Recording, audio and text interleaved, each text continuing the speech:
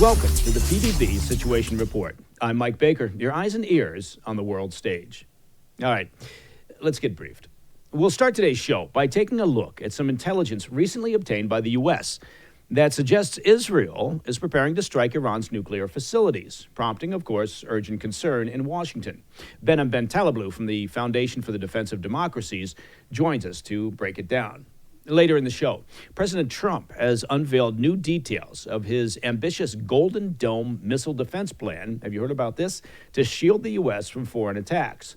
Brandon Weichert, author of Winning Space, joins us to walk through the details. But first, today's Situation Report Spotlight.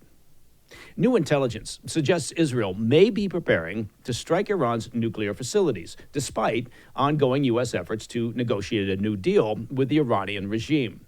Now, according to American officials, intercepted communications between Israeli leaders and recent military activity all point to a possible near-term attack. CNN reports that Israel has moved munitions into position and wrapped up large-scale air exercises, both potential indicators of a preemptive strike. The news has raised concerns in Washington, of course, that such an operation could ignite a wider regional conflict. Joining us to discuss what this intelligence might signal is Behnam Ben Taleblu. He's a senior fellow at the Foundation for the Defense of Democracies. And for inside baseball purposes, you know, the Situation Report is a year old. In fact, it was a year old as of about a week ago. And Benham was one of our very first guests. So we're very delighted to have him back on the Situation Report. Benham, thanks very much, man. It's an honor to be back with you. Thanks so much. Yeah, you're kind of old guard, OG, as the kids say, I believe. So old school is best school. Let's start from a different direction, shall we? About this, how did this intelligence get out there? Right? I mean, so obviously somebody saw that within the White House, within the national security offices, we had intelligence saying that there's concern that the Israelis may be preparing to strike. Any insight into how that information got out?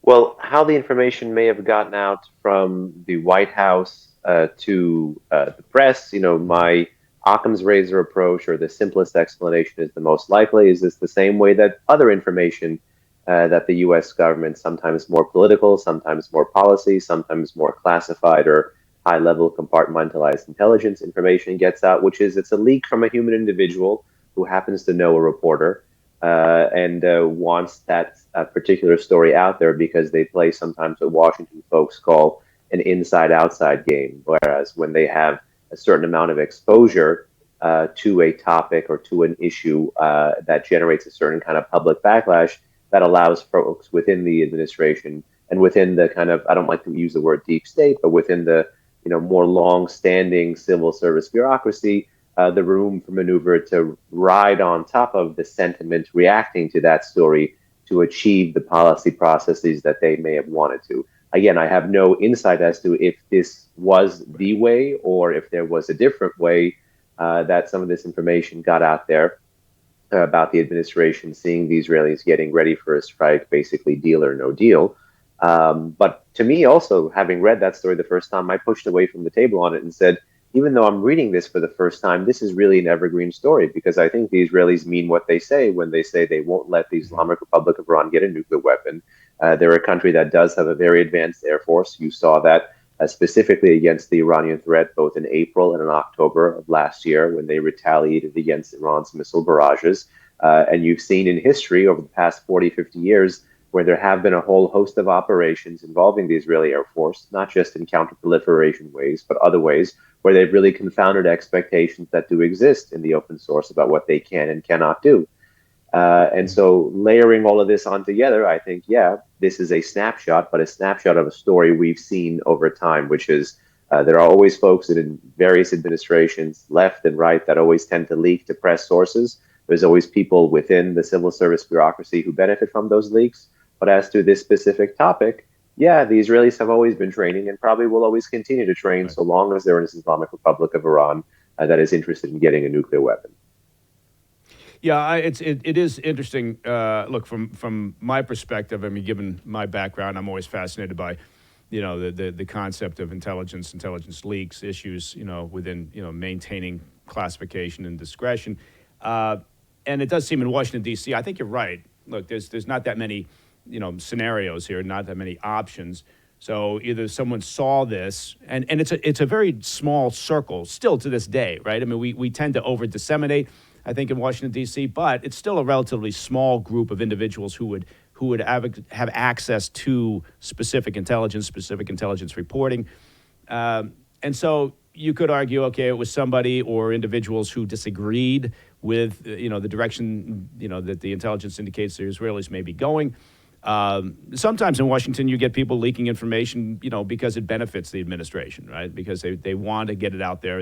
It's sort of a soft landing, trying to set the table. Sometimes you get people who just, get off on talking to journalists, even though it's anonymous, right? So, there's not that many scenarios. But stepping away from that issue, are you concerned from your perspective about the concept of the Israelis trying to do this on their own? I mean, do they have, I know obviously they've got a very advanced Air Force, but do they have, as an example, the munitions needed, which are not, shall we say, out in the open? Well, I think if you're going off of 2024, which was a historic year for the Israel-Iran rivalry, both in terms of what the regime launched, as well as how and where and using what ordinances the Israelis responded, I think, that thing I said before about the Israelis being able to confound expectations and having certain assets in reserve holds true. But if I had to do kind of a open source macro assessment, I think today in 2025, the Israelis can destroy any above ground facility in the Islamic Republic of Iran today on their own. An above ground facility could be a political entity, it could be a military base, it could be a production facility for drones or missiles, it could be a radar installation, it could even be an above ground reactor or nuclear storage facility. What they cannot destroy is 2 or 3 facilities. One of the facilities being underground at Natanz, one of the other facilities being much, much more deeper underground at Fordo, and a third facility being constructed on the outskirts of Natanz at Kuhekwalang or Pickaxe Mountain, which the Iranians say will be a centrifuge production site in the future, but heaven forbid it becomes an enrichment site in the future. Those are things that without, I think, the heavy bombers that countries like the United States of America has, without some of the munitions that you can drop, those GBUs, I forget which number, I don't know if it's 38 or 57, the massive ordnance penetrator, as well as some of the other heavier conventional bombs like the U.S. has dropped in Afghanistan. I'm thinking the Moab of 2017. Without those that can really explode and tunnel and penetrate much, much deeper than the 500-pound or 2,000-pound bunker buster bombs that you've seen the Israelis use to the north and south against Hezbollah and against Hamas, you will need America, which is why this debate about Israel's right to respond is not a debate that exists in isolation. It's a debate that exists very much at the heart of U.S. national security policy. Yeah, no, absolutely, and let's pick up on that. What do you believe is the likelihood that the Trump administration would get on board? I suppose it would in part depend on the credibility of the intelligence that the Israelis present. But where do you think that stands? I think this is a very kaleidoscopic scenario. It depends on the intelligence, it depends on the sourcing, it depends on the nature of the talks, depends on, I would even say, with respect, the view of the president towards the Iranian threat that day or at that point in time, and whether he feels like he has the backing of not just his party and not just the Congress, but the vast majority of the American people. Will the president have been able to show the American people that there was more than a good faith effort to reach some kind of diplomatic resolution to the Iranian nuclear crisis? I'm sure the president and his team in Washington are going through, even right now, in the absence of the strike being dangled, all of those things with round 5 of U.S.-Iran nuclear talks underway or wrapping up in Rome right now. So those are all factors that can impact and create push or pull factors. But ultimately, I would say, would the regime be shooting itself in the foot? Because one fear that I have is they get a lot more by staying at the table. And if the only way the U.S. goes militarily at the Iranians is if the Iranians are no longer at the table, well, then the Iranians can come to the table and just read a whole host of grievances and filibuster and just kind of gain from the optics of being there without really providing any concessions. That would make it a lot harder for, I think, the Trump administration to back an Israeli strike. And it also depends a lot on phasing. Would the Americans want Israel to go first, then America to play defense, and then take out what is left? Or would the Israelis want a joint strike? Or would the Israelis want a retaliatory strike only in the instance of Iranians directly responding to Israel? Or what if the Iranians widen the fronts and go after U.S. assets or the jurisdictions from certain sites from where certain things were launched? Again, this is very much like a kaleidoscope. We know the facts, we know the positions of people, but based on the context, when you turn it, that image turns drastically differently. And there is as much politics in this question as there is policy in this question. What do you think is the likelihood or the possibility that the Trump administration is maybe playing chess here? And what I mean by that is that they don't really believe that the Iranian regime is going to, make a good faith effort in these talks, that they wouldn't follow through and actually stick to any agreements, but that they're having these conversations. I mean, the Trump administration having these conversations basically to show, as you mentioned, the American public that they've made all good faith effort to go the diplomatic route. And that gives them top cover then to, switch to the military option. I would say it exists, but it exists in the universe of it being a non-zero number, meaning I probably put the chances of that in the single digits or very, very low double digits. I think the president means what he says, and he's been pretty clear, at least on this front, of he does not want the Islamic Republic to get a nuclear weapon. But even when he was campaigning before term one, his whole thing was about making deals, even in places where potentially that might not be possible or hard or feasible, or where it may come with political constraints. His line was back then, and it remains true today: I buy bad deals, I make them good deals. You saw that with North Korea, but with North Korea, he learned, when there was really no chance, he was willing to walk away. Now, that didn't commence a larger war and didn't lead to a larger strike. But I think with respect to the Islamic Republic of Iran, the president has said that he doesn't want to have to do the military option, but he's willing to at least put it on the table and make it meaningful over time. So I think every threat with respect to this president, every option with respect to this president is credible. And if at 5 months out I had to judge the Trump administration's Iran policy, I would say they're trying to go a mile wide and an inch deep on everything. So even though you heard this line back starting from President George W. Bush when he said all options are on the table, when you look at literally everything that President Trump has been doing, he has literally been putting stock behind every single option: military, economic with the sanctions, for example, political, diplomatic even, by engaging in these direct or indirect, depending on who you believe, bilateral conversations with the Iranians. So he is every element: diplomatic, informational, military, economic, trying to create an element of his Iran policy. And I think he's trying to provoke a reaction. He's trying to see where the Iranians are responding. And right now, the Iranians are responding primarily in the diplomatic or political domain. They're trying to test him. They're trying to buy time. But now it behooves him to grow the stock of beyond just an inch deep of those economic and of those military options. And if I had to advise him right now, I would say one thing that you got to trim with respect is the positive rhetoric or the optimism that the most powerful person in the world injects into these talks, which is when the president says, I want them to go well, I think they're going well, looks like they're going well. The Iranian currency, the rial, has appreciated, meaning improved about 20% since talks started, just because of this slightly more different, changing, positive atmosphere. The president has gone after 3 refineries in China, going after Iranian oil while talking to the Iranians. This is stuff President Obama or President Biden never did. And yet still, Iranian exports are flatlined at 1.5, 1.6, 1.7 million barrels a day, depending on who you ask. So there is going to have to be more done to make the Iranians feel the pain. But long story short, I don't just see this as the president ticking a box and rushing through things. I think this is consistent with how he sees the Iranian threat, consistent with his options, consistent with what he campaigned on multiple times before the American public. And he is trying to square peg round hole this because the Islamic Republic is trying to raise the cost and the US is trying to limit the cost. And nary the two shall meet. Well, I think you do get. I, you just finished up with a very eloquent final sentence. Nary the two shall meet. Come on, don't start making this a highbrow show. That's not why people tune in.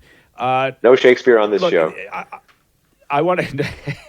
So I want to come back around to talk about what you said, the positive statements, the optimistic statements, because there have been contradictory statements, right? There have been things back and forth, and I want to touch on that. But first, as you know, we're going to need to take a break. So, Benham, if you could stay with us, we'll be right back with more of the Situation Report after this quick break.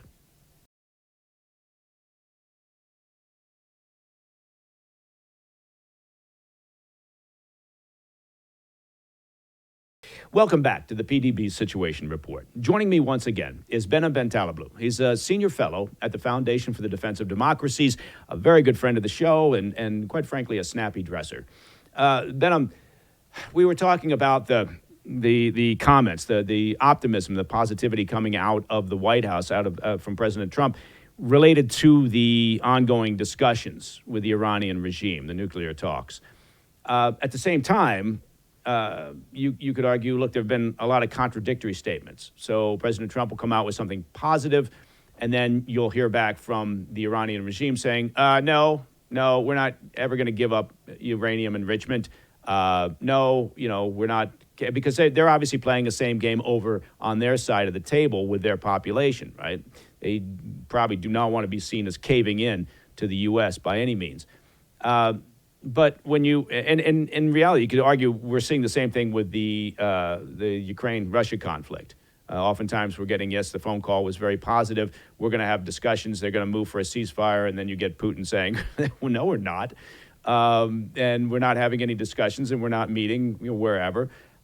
So talk to me about that. Is that just in the nature of President Trump? Is that just the way that he operates? Or again, I keep kind of pulling at the same thread. Is there a strategy here? Well, I do think there is a strategy here. It's just that there are other strategies as well. I think there's an attempt by the Iranians to rope-a-dope the Americans. I think there's an attempt by Iran's great power partners, the Russians and the Chinese, to magnify the Iranian threat, to suck up all the oxygen in the room and time and political space in Washington to deal with a tier 3 threat, and to not be able to deal properly with a tier 1 threat, which is the likes of China and Russia, in my view. But with respect to the things that people have called contradictory in the president's policy, and even in some of the president's statements, and even in some of the statements of his advisors, I think I would say, yes, you could see different approaches being taken by different flanks of the Republican Party pretty early on in the Trump administration when it came to would technical things like enrichment in Iran be permitted, yes or no. But if you had to plot those divergent statements on a chart, yes, indeed, they did start very scattered, but now they are all very much correlating in one direction. There was a time when former National Security Advisor Mike Waltz was the only one talking about dismantlement and zero enrichment and the Libya model. But now you've had Secretary of Defense Pete Hegseth. You've had the White House press secretary much more recently. You've had President Trump himself. You've had Secretary Rubio, the Secretary of State, on multiple occasions bring this up. There is much more administrative cohesion. You've had the special envoy, for crying out loud, Steve Witkoff, a much more cohesion with respect to statements, with respect to both technical and political end states for Iran's nuclear program put forward publicly by the U.S. administration. At the same time, you've had the Iranians congeal and dig in and double down on the 180-degree exact opposite, which is if America is saying zero enrichment, they're saying no, they want to retain enrichment at all costs. And under this scenario, until you have an exogenous shock, until you have more pressure, the only way you would get a deal is if you have a massive collapse between the public statements of one side, which is at that point, not for strategy, but for face saving and ideology and domestic politics, and the private, acceptable, more narrowly circumscribed red line. So unless America says no enrichment publicly and says yes enrichment privately, or unless Iran says yes enrichment privately but no enrichment no enrichment privately and yes enrichment publicly, you are not going to get a deal from these two sides anytime soon. That is at the heart of the matter right now. Let's talk about, you mentioned it earlier in our conversation, the fifth round of talks that are going on between the Trump administration and the Iranian regime. Any insight into how those talks are going? I think they should be concluding pretty soon, at least, late morning, early afternoon, Friday today. But I do believe that, the Iranians after round 3 and after round 4, once the Americans introduced a technical team into those talks, their talking points and their spin, particularly when you contrast it with round 1 and round 2, has become much more narrower, much more about managing expectations than about playing up the political win and the optics of round 1 and round 2, of having been seen as an equal, as sitting, even though indirectly, of sitting and talking with the Americans. So I think they understand here that their stylistic strategy is going to be running out of substantive steam. That style has a substance of its own, but it doesn't always get to replace substance. And if they really do insist on these 180-degree, drastically different red lines, then the Americans, which are increasingly saying no enrichment on your own soil, then they are beginning to understand, and you see it in their commentary, you see it in their reaction to the new sanctions. For example, the spokesperson of Iran's foreign ministry doing a press conference with Iranian media only in front of the facility where the diplomatic negotiations were just about to be held, critiqued the State Department sanctions the other day for going after Iran's construction sector and targeting the trade of at least, I think, 10 different kinds of strategic metals that can bolster the regime's missile, military, drone, and potentially even nuclear programs. So they are much more wary right now of those other growing stocks of the administration, the military stock, the economic stock. And they're seeing, too, that, there will be costs to not delivering or to not changing their position. So that's why they are trying to ring the alarm bell. They're saying if there's a strike, everybody will be impacted by it. They're saying if there's a strike, monitoring and verification will be gone. They're saying that they're basically going to hold America responsible for the things that Israel does. They're trying to increase the sense of panic in the West right now. You see that in their statements, very much so. Monitoring and verification. You just mentioned that. Look, if there's an agreement, say that somehow the Iranian regime says, all right, fine, no enrichment, and we reach an agreement, that would imply that the only way we can enforce that is by full transparency, right? The ability to inspect all the sites that the West puts on the table and says, no, they don't let the Iranian regime say, these are off the table, these you can inspect. What's the likelihood that that would happen? Well, monitoring and verification has always been a problem with the Islamic Republic because this regime has been caught red-handed more than 20 some odd years ago, trying to create a nuclear fait accompli. And so while they have been engaging and opening up significantly compared to where they were in the very early 2000s, the question is, what is it that we don't know? Could there be a secret facility? And this fear is, in my view, justified because, A, the regime has blocked inspections of military sites in the past, and there is a strong connection between the military and the nuclear program, given that this is not some science fair project. And second, that the regime understands that it actually benefits from this double hourglass effect. I call it, by growing the nuclear program and diminishing the monitoring, they can again induce panic. And so long as they retain the ability to do that, they will always be in control of the monitoring and verification process. And this is despite them being signatories of the NPT. This is despite Code 3.1. This is despite the Comprehensive Safeguards Agreement. And this is despite the additional protocol. monitoring and verification is important, but I'm not going to lie, it's technical and it's boring and it's difficult. And it is not as sexy as talking about a potential strike or a potential deal. But deal or no deal, strike or no strike, the way to make sure there is no Iranian nuclear program that has this weapons dimension is 100% transparency, monitoring, and verification. You need the IAEA to be able to come to a broader conclusion with respect to Iran's nuclear program. They haven't been able to do that still. They still have outstanding questions about certain facilities, about not being able to interview previous Iranian nuclear scientists. So long as you have that, you do not have that cloud of suspicion taken away from the Iranian nuclear program. And that's why I think it behooves us to treat this not just as a technical problem, but as a larger political problem. The nuclear threat and this nuclear monitoring and verification challenge is just one more challenge we face from this regime, which since 1979 has been saying death to America and remains the world's foremost state sponsor of terrorism. This is just the next layer. This is just the regime taking the threats and turning it up to 11. Yeah, look, when he was Secretary of State, John Kerry used to bang on about, well, the nuclear agreement, it's, we're trusting but verifying. And I'm thinking, no, you're not. Because to your point, and I feel very strongly about this, if you don't have 100%, access, if you don't have full transparency, you do not know. And getting intelligence on the Iranian programs has always been a very heavy lift. And the U.S. has always had to rely very heavily on our liaison partners in the intelligence communities to get it's not even a full picture, but to get the fullest picture possible. So I'm concerned that the Iranians will continue to play the same game that they've been playing.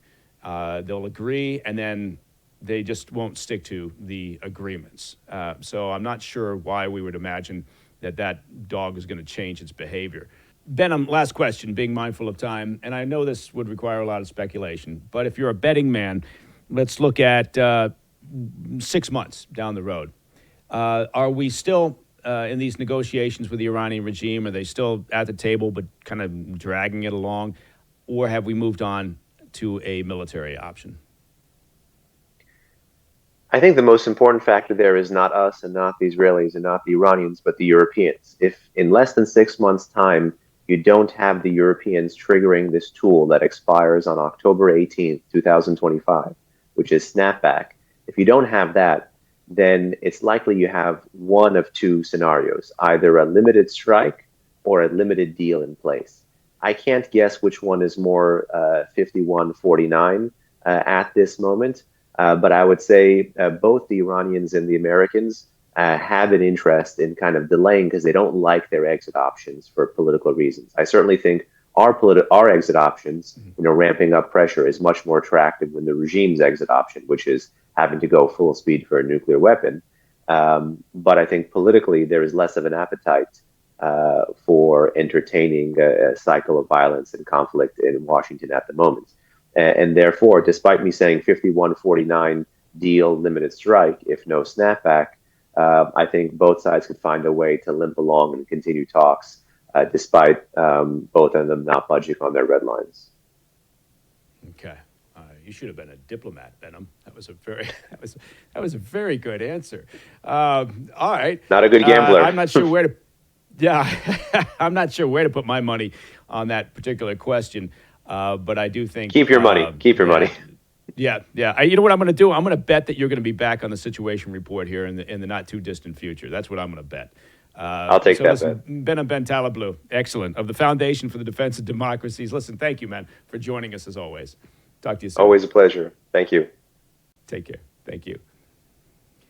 All right. Well, President Trump revealing the details of his multi-billion-dollar Golden Dome. It's a missile defense system. Have you heard about this? It's a little bit like Dr. Evil's Alan Parsons project. Anyway, it's to shield the U.S. from future attacks. I just love the name, Golden Dome. Brandon Weichert, you know him. He joins us to break down what it is and whether it can actually work. And that's an important question, isn't it? Stay with us.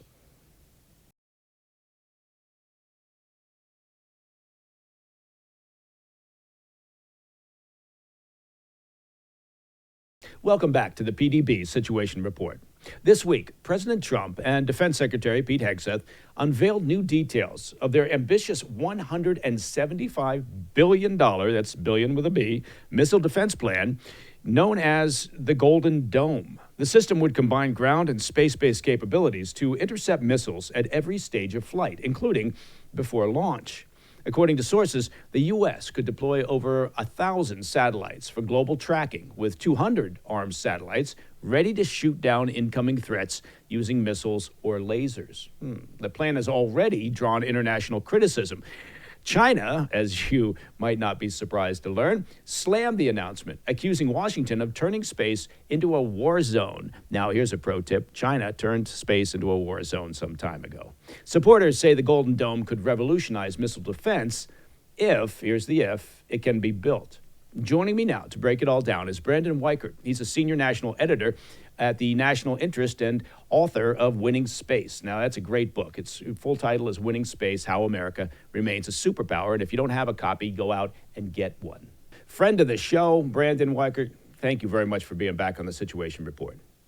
Thanks for having me again. It's good to be here. Well, you'll think differently after we talk for a few minutes. So, Golden Dome. The Golden Dome. First of all, do you have any idea how they came up with that name?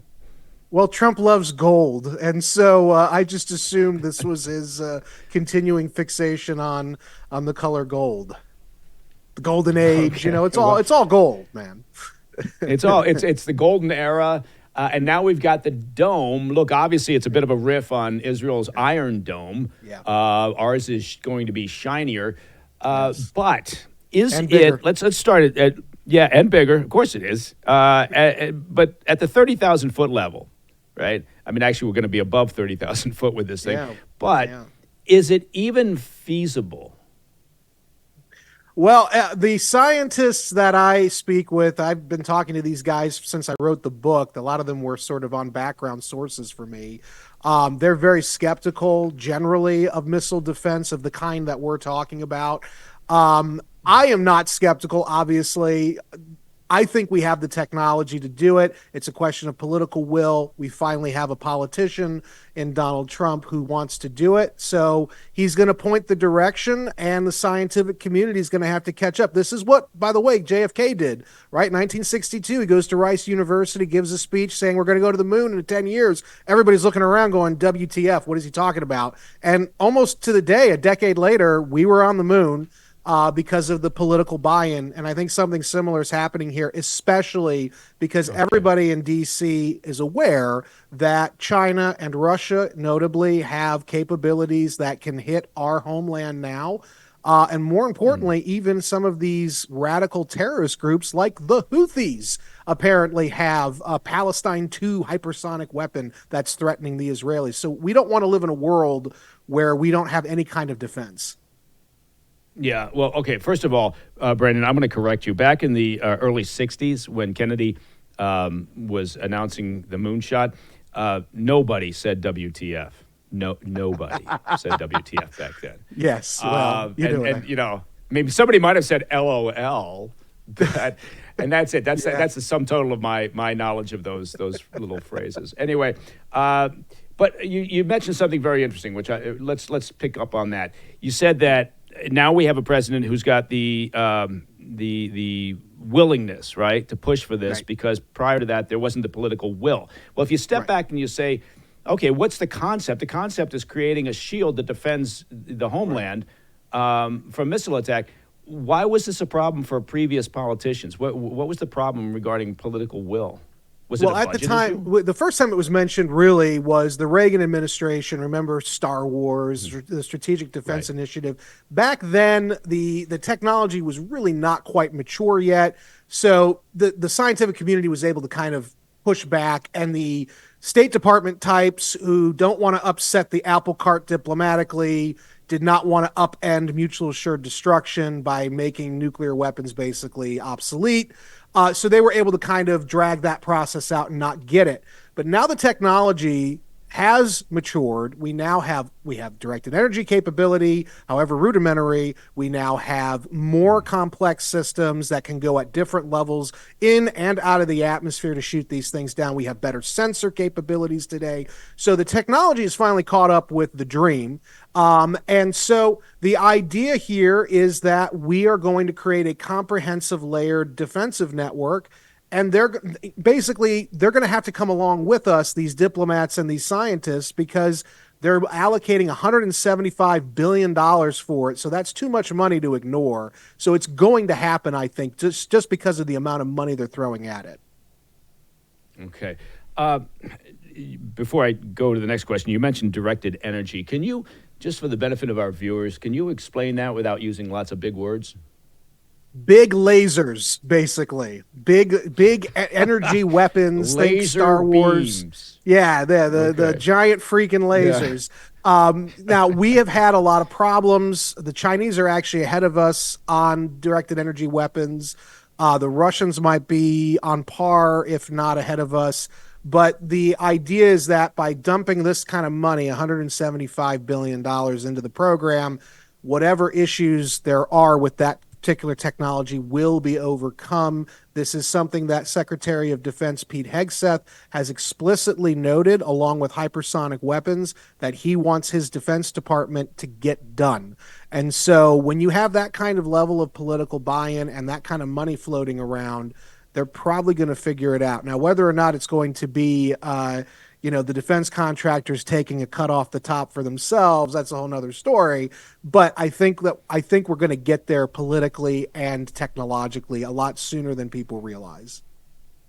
I'm shocked that you would even imply that defense contractors might take a little something off the top. I actually think we could probably do it for cheaper than $175 billion, but of course they're not gonna let that happen. But No. Yeah. I think look, I've said this before. I think throwing out $175 billion as an estimate, I think is a very conservative number. I think so frankly. Too. It'll probably that might be why Trump wants $1 trillion defense budget. That might be the real reason, is we're going to space, baby. So yeah, there you go. Now, okay, talk to me about this. There's a lot here, right? But if you can,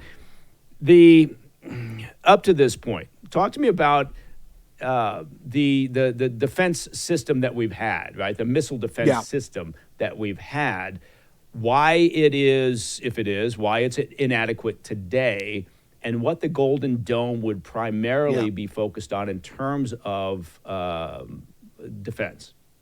Well, the first thing I would argue is that it's been inadequate for decades, going back even to the Cold War.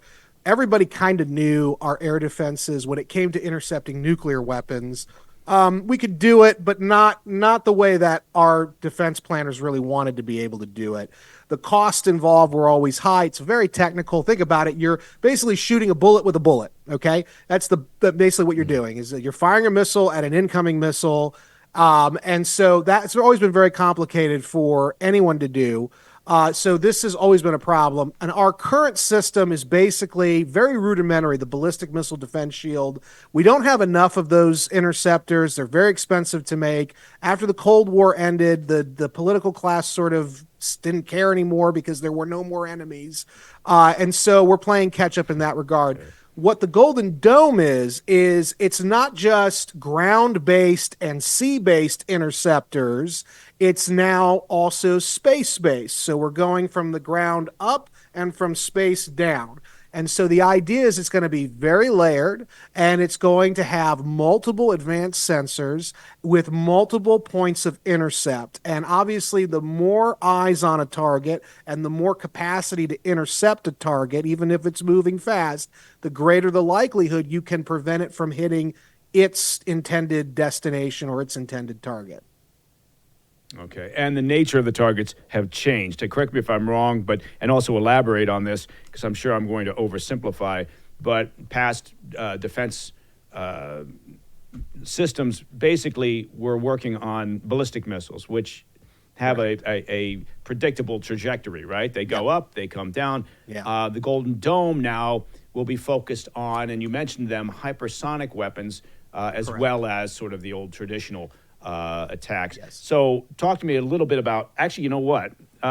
Before we do that, let's take a quick break because there's a lot here to discuss when we start talking about hypersonic weapons. So if you could stay with us, Brandon, we'll be right back after a quick break with more of the situation report. So please stay right where you are. Don't go anywhere.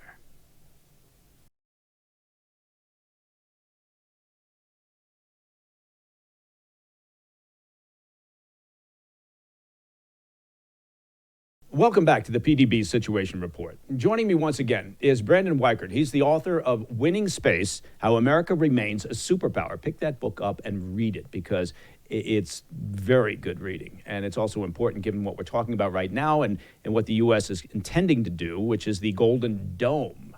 So bringing it back around to the Golden Dome, Brandon, we left off in the last conversation with the notion that our missile defense systems were focused on ballistic missiles, predictable trajectory. Yes. Now the Golden Dome is focused on new technology, right? New capabilities that our adversaries have, including hypersonic weapons.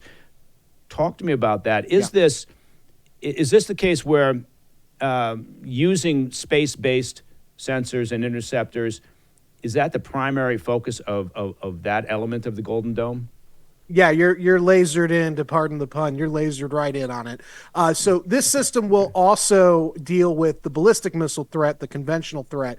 But yes, it's going to also significantly address the hypersonic weapons capability. The problem with hypersonic weapons is not necessarily they're going fast. That's a misnomer. They're not necessarily going faster than a ballistic missile. The problem is the way that they can radically maneuver after they get to their terminal phase. So they're coming in like a ballistic missile would, but then they start kind of going crazy, and that's to evade known capabilities of our air defense system as it stands. So what the Golden Dome is trying to do is they're trying to basically add layers of sensors in space, because they also are able to launch faster, and these systems are able to evade, in some cases, our tracking capabilities. So they're trying to add other layers of tracking, and then eventually they want to put, this is something that Lockheed talked about at a conference I was at back in 2021, they want to also put interceptors in orbit because they think it might be actually easier to knock a hypersonic weapon out from orbit rather than trying to shoot up at it as it's approaching. So that was an interesting theory. That was back in, I think, 2021, 2022 in D.C. They were talking about that. And I don't know if that is what they're still going with, but I know that was in 2021 they were talking about this capability. Okay, that's very interesting. Look, when this was announced, when they came out and said, we're going to build the Golden Dome, China was probably the first to react, and they reacted in a fairly aggressive and indignant manner. And basically, what the Chinese regime said was, "How dare you? How dare the U.S. weaponize space?" What would you say to that? Well, the first thing is, and the Russians also, Putin was very upset. Although I note that his upset was not as vocal as I thought it would be, and I think that's indicative of how interested in a deal he wants with Trump. But anyway, Xi Jinping was quite upset, and that's because I think it's a matter of projection. The Chinese know that space is not only our greatest advantage, our ability to use space for coordination and communication over vast distances, for interception as well, but they also know that it's our greatest weakness because we are so poorly defended in the strategic high ground of space. We have let our space capabilities, our military space capabilities, wither on the vine since the end of the Cold War, and China's catching up with that. And so they're worried that we're going to start plugging those strategic gaps. I'll remind your audience, after Trump announced the creation of Space Force. Now, mind you, China's had their own Space Force since 2010, as has Russia. But after Trump announced Space Force in 2018, 2019, the Chinese were, apoplectic over that. So they're projecting. They're letting us know this is a key vulnerability they don't want us to strengthen. They want to exploit it, whether it's with nuclear missile threat, hypersonic weapons threat, or just anti-satellite weapons attacks to deny space to Americans. This is why they're so apoplectic over that. It has nothing to do with the concern about international law or norms. The Chinese regime doesn't believe in the international law because they think it's a Western construct. Yeah, no, yeah, they're doing what they tend to always do, which is say, "Oh my God, we're only interested in global peace. How dare you, Right. do Right. this?" When, yeah, you're right.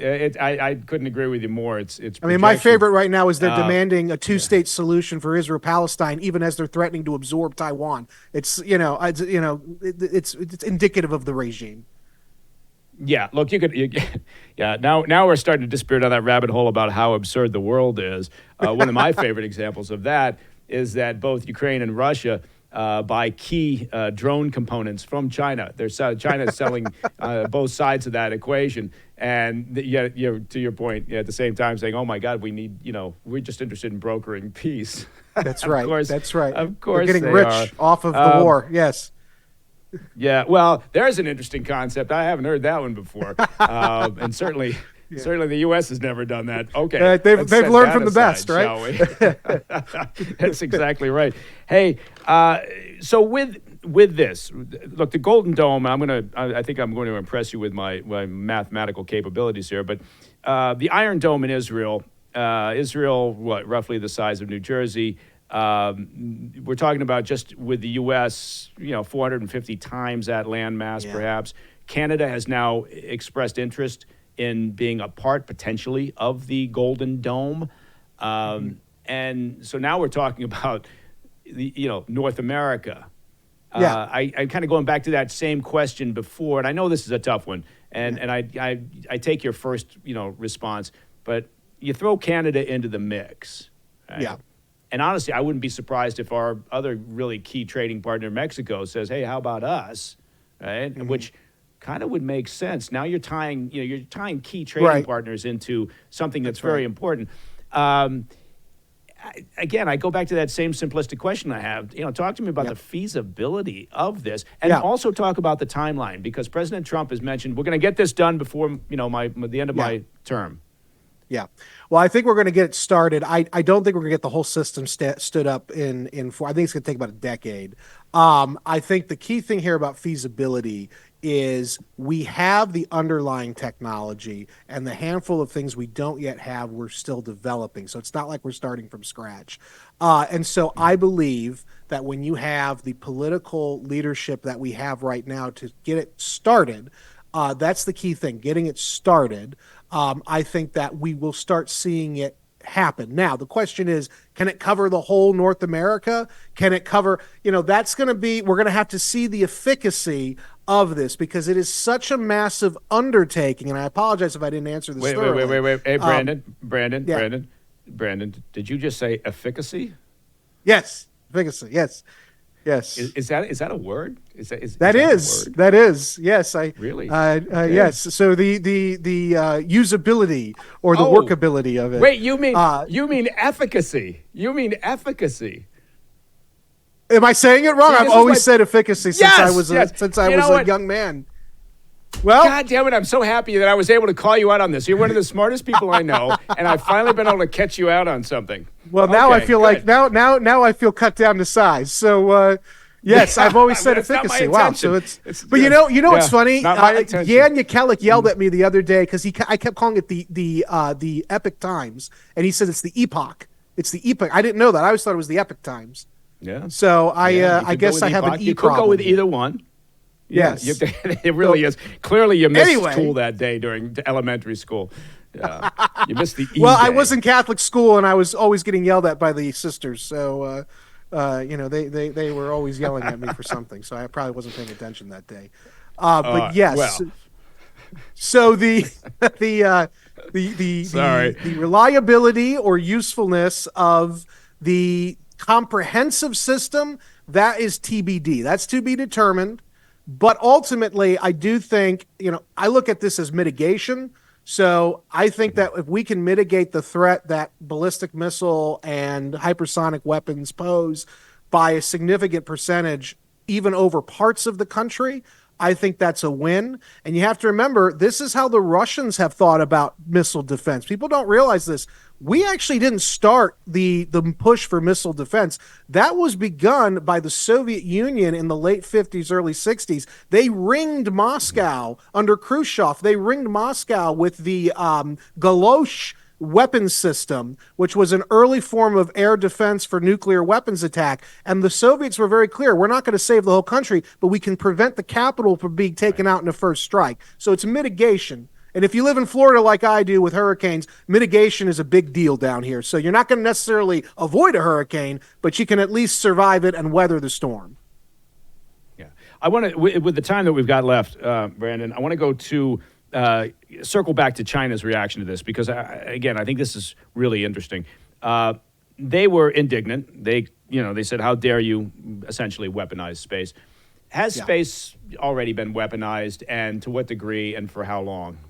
This is the thesis of my book. My argument, and I show the history of it. First, we militarized space, which is basically meaning we were using it for surveillance and communications. But in my research, it looks like space has already been weaponized.